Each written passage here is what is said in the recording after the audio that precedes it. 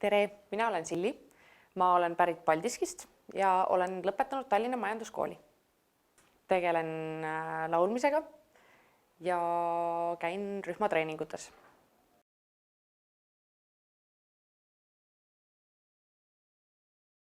Ma töötan Storent OÜs dokumendihaldurina.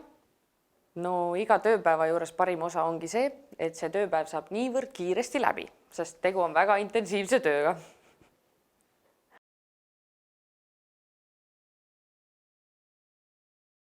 Hea sekretär peab kindlasti olema sõbralik, jutukas, hästi tubli, tahtma head kõigile.